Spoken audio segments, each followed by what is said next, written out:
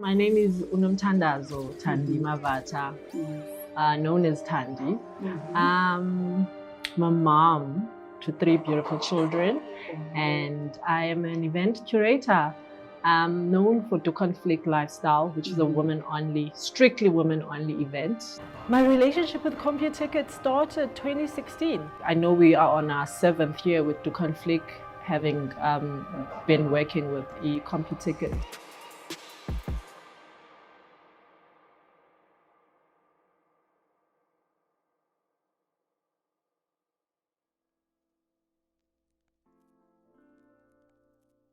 Tell me, how did you come up with Doek Fleek? What was? Did you see a demand? Was it something that you wanted for yourself? What was the inspiration behind it, and how did you start it? Well, the story is very long. We'll need a day. But yeah, to cut it short, so I had just gone through a very dark phase, and having been admitted in a mental institution for 38 days in and out, kept on relapsing. And like any other person, you know, you when you are down and out, I mean, financially, career-wise, everything was just not working out. And sitting in a mental institution and asking yourself, how are you going to bounce back?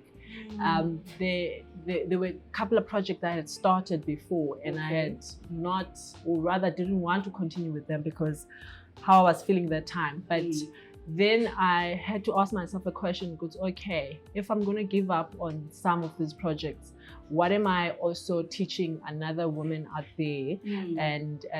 And how can I use this phase and inspire other women? So while I was there, I decided to go back to something I had started, which was Doek Fleek Market. So Doek Fleek started as a market. Yeah, where I'd invite women with different items to come and sell at the event. So I'll just be that person who actually invites people to come and buy. So I then came back, I was feeling better. And then I was like, let's actually launch Doek Fleek all white, because I had also noticed that women are actually enjoying the space and enjoying the fact that they are there to empower each other. So it's not just about, I'm coming here to shop. It's about, I can socialize, network. Exactly, yes. That's amazing. So that's how we came about it. So our mission with Doek Fleek is just to unite and empower women. That is amazing. So how did Computicket become a tool for you or a solution for you in developing this lifestyle event? So I think like any other person who, when you start a business, you want to do your research. And I think when I started Doek Fleek, I was from a different space. I'm a TV producer. So my background was TV, and I just didn't know anything about events. So I did my research, and I was like, let me find a ticketing company that could hold my hand and help me not to make the mistakes that I've seen other people making. So Computicket, being one of the top companies, became, you know, my top one to go to. Your preference, yes. So I went with Computicket because I used to buy tickets from Computicket myself, and I saw how easy it is. But also when I was shopping around, I actually noticed that the support that they gave is what I needed at that time. So I chose Computicket because I saw that they have the support I needed as a new business. That's amazing. So just to backtrack on what you said about you saw what other people in the event space in terms of tickets, what they weren't getting right, and how you ended up choosing Computicket, you saw that you wouldn't make the same mistake. If you do remember, can you please shed some light on? I think one of them is being with a ticketing company that can't assure you that you're not going to have duplicates. Or so there is fake events. Yes, or how do you, when you have somebody at the gate with a fake ticket, how do you deal with that? So for me, that was one of them. Having seen also some events where you have queues at the gate and the promoter is like, but where's the money? And they don't understand that time.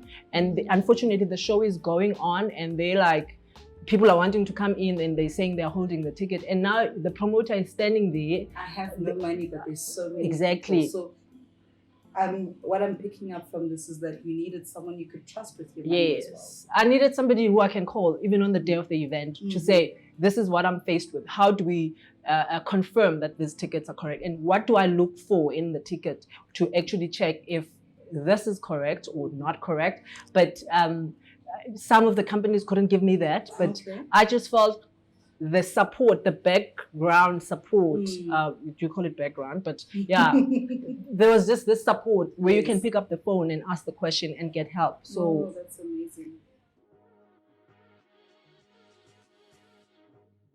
You've been running this for 7 years, right? You said 7 years. That's amazing. Tell me about one of the best things you've experienced or you've gotten to witness with Doek on Fleek. Well, and the impact that it has had, like one of the best things you can remember. Well, this is going to sound like, you know, to have been in an event and there's a lady from Vryheid in KZN coming to me, like there were thousands and thousands of women in that event. It was in Durban. And this woman reached out to me to just express to me from the process of her seeing the flyer from a friend to her going to a ShopRite to buy her ticket. And the day she went to buy the ticket, she was there with her family to do some groceries. And how she expressed the panic because it was going to be her first time leaving Vryheid, going to another town. And her then saying to me, I still needed to buy my bus ticket. And she bought the ticket immediately, and just the being at the event, then experiencing other stuff, which is, remember I said Doek on Fleek is to empower women, but also to teach them about unity amongst women, but also exposing them to other stuff. So this woman said to me, Thandi, today is my first time actually eating a pizza. What? And I'm like, So for me, that gave me goosebumps. And I just felt like, you know, things that we take for granted. It sounds unreal. And we had like this conversation in the middle of this noisy event. And this woman was like in tears saying, Thandi, I grew up in Vryheid. I got married in Vryheid. I went to school. Like literally she was like, I never left Vryheid, but here I am. And I want to thank you for actually creating this opportunity. But I then also looked at how it was made easy for her to be at the event. The easy access to the ticket, the easy access to the bus ticket and all those things. It was all right there with the groceries. That is amazing. See? So, and then tell me about your failures. Because I'm pretty sure with 7 years of experience, there has been some not so beautiful moments. So, first event I loaded with Computicket, I lost 2 million. Your first event? First. I don't know how I lost 2 million that I didn't have, because I know for a fact that time I actually wanted the 2 million. That's why I did the event. But I lost 2 million. And I think once again, and it's something that I always, when I'm approached by a young entrepreneur who wants to start in events, I always say, do your research, ask the questions. And I think that time I had not asked the right questions. And I was still new, and I really didn't realize that how important it is to keep checking how are your ticket sales, and also not just sit and think people will pitch on the day because you have a great lineup. So you said you needed someone you would a ticketing company you would trust with your money, but now you lose 2 million rand. Can you explain? Well, what happened there? It was not in their account because I had not sold the tickets. I was sitting, being a typical promoter. I have a good lineup. People must just come to my show. Oh my gosh. And I said, I'm like, no, I'm not going to even bother to check the tickets. I mean, the ticketing company is giving me access to see how many tickets I've sold. But here I am, I'm not even looking. And even when I looked and I saw some of the tickets that I sold, I was like, no, we're still good, man. These numbers are going to pull through and we're going to be good. And voila, the event was a flop. That 2 million is a lot of It's money. a lot. It took me 2 years to actually get my car back. Yo! That was taken by the sound company that did sound at the event. So you even lost your car and all of it? Yeah. So you had to make that money back to pay all Definitely. the other people who had to help you make that event. Oh my goodness. Crazy. That One is of my crazy. failures. And I can tell you right now, I've never failed since. You learned the hard way. Very hard. 2 million rand will teach you Okay. to be very, very careful. Definitely. In 2021, we launched Box Office, right? My favorite.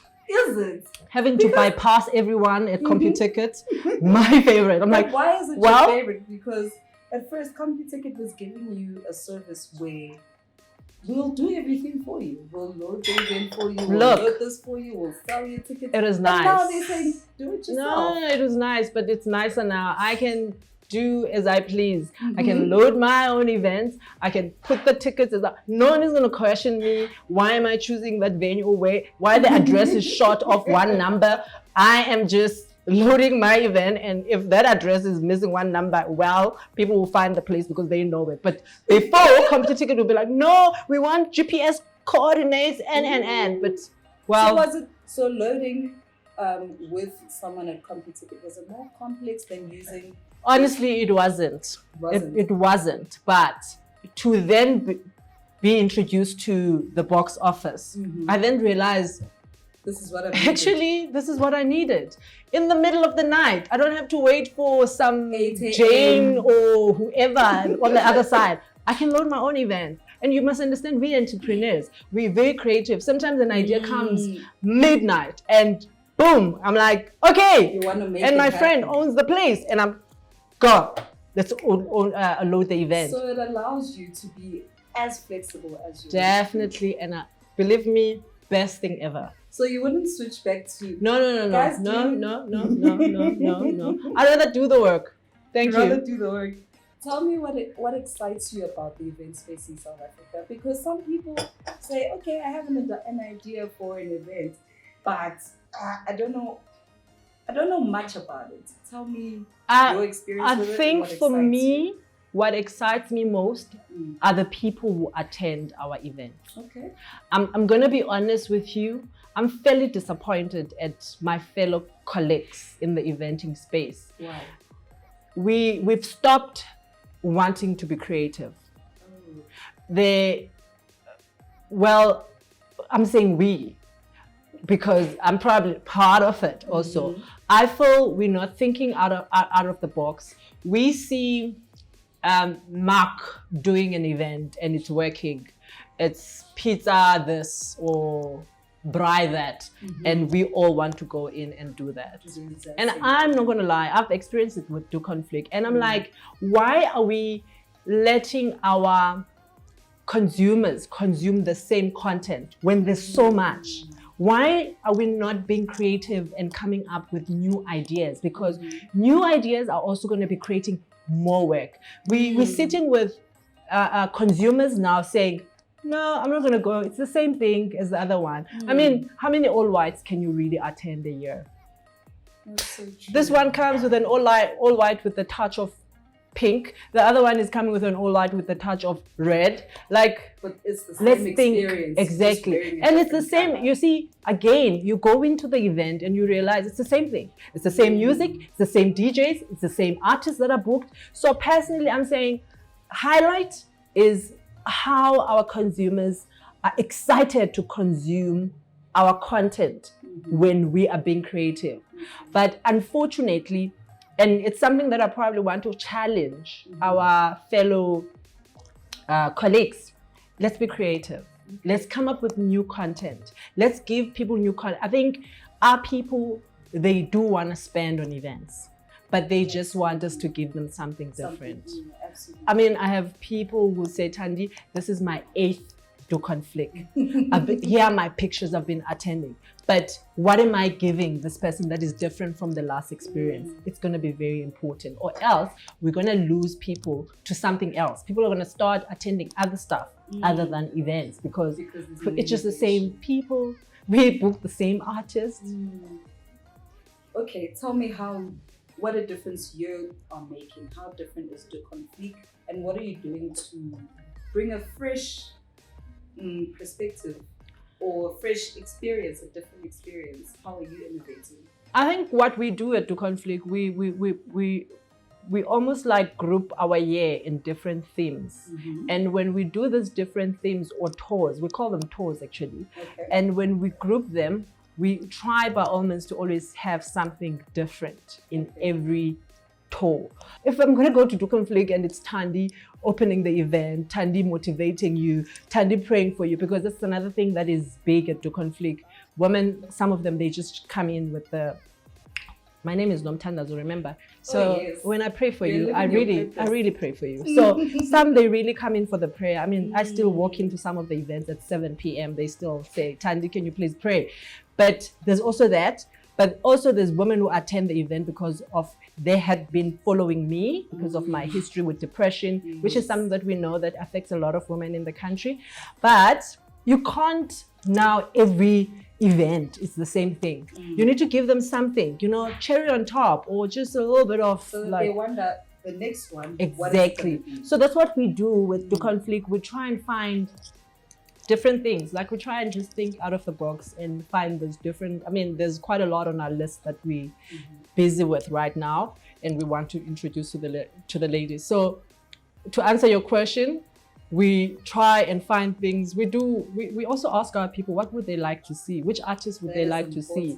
And also how we run our program. We try and bring, I mean, as much as we are an event, we are a movement more than anything. So we also listen to our ladies. We try and also deliver content that is that particular town related. So in some towns, these ladies are faced with poverty. In some towns, it's depression. In some, like, there's different, some it's unemployment. So we do tackle those issues in the event, just to make sure that we don't leave without parting with some wisdom. Something tangible. That is amazing. I know from a back end that you have support from even people from outside of South Africa. How are you going to tap into that space? Are you tapping into that space? I've already tapped into the space with the support of Computicket. How amazing that the first event we did was in Sutu. Okay. And we sold so many tickets. I had not been in the Sutu. Yeah. And I was like, wow, that's so amazing. So many people are buying our tickets and I've not been to this country. That then led to me also being able to do it in Botswana, going to Swaziland. But of course, Africa is this much. And because we also have a lot of Africans who are here in South Africa, but who are having relatives who are in the UK, Australia, the US. We then got invites. We did our first event in the UK last year while we were still under COVID in South Africa. We're actually going back now in September to do our second annual. So we're already out of the country. And why not? Women from around the world need that motivation. Definitely. That connection and that movement. And I think we have a beautiful event and every woman wants to, you know, it might, like, I think when you look at the pictures on social media, you're like, I want to be part of it. It might not be your thing after you've attended, but I always say every woman should try to conflict. That's amazing. My mom has actually tried it. She loves it. Just to round things off, we are going into Youth Month now, and we are faced with, I don't know whether to call it a pandemic, because that word has been overused, but it actually isn't. But we are faced with youth unemployment in South Africa. It's rife. We know people who are struggling to get employment personally, and we know more than one person. How would you advise that person, or quickly guide that person into getting to the event space if that's what they were looking into? How would you? I think first thing first for me is that personally I'm getting older. I don't think my creativity is at a level of I'm a 2000. I think I'm a 2000 are crazy creative. And you will cater for them. And for me, we're getting younger people coming in with these beautiful concepts and. But I think one thing when I look at some of the events that I'd call it, there's some events that are born before their time. Okay. Because the promoter just got excited. I mean, looking at Doek and Fleek, our event we did last year where there's thousands at people's park. It's so easy for somebody looking at it like, I can do that. That is easy. Just organizing those thousands of them, that is easy. But I'd say to young people, as creative as they are and with all oozing all these ideas, they also need to start working under a promoter to just learn. Because I feel there's so many ideas or events that started but died immediately because these young promoters didn't do the research, didn't go and find out what does it take to actually put together an event. Did the promoter go to Computicket and understand the pros and cons and what to do, how to load, how to make sure you word your event correctly, like all those things. So I'd say the pie is big. Oh, the pie is so big. The pie is big. These young people must come in and take over. But first thing they need to do your research. Have a mentor.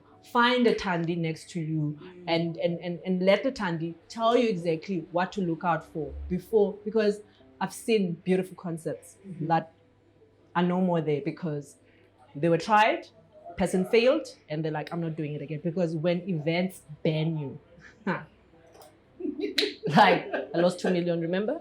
So they burn you properly. They do. I mean, you have enemies all around. You'll be owing the whole community and everyone who supported and believed in your concept, because I think it's really easy on paper, but when it rains on the day of the event and you don't have any backup, any insurance, there's also, like, I think insurance is another big thing that people forget, which it's, and I've seen people putting together events without a public liability.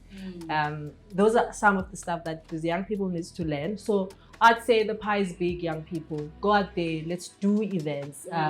But understand also, events, they don't start with 5,000 people.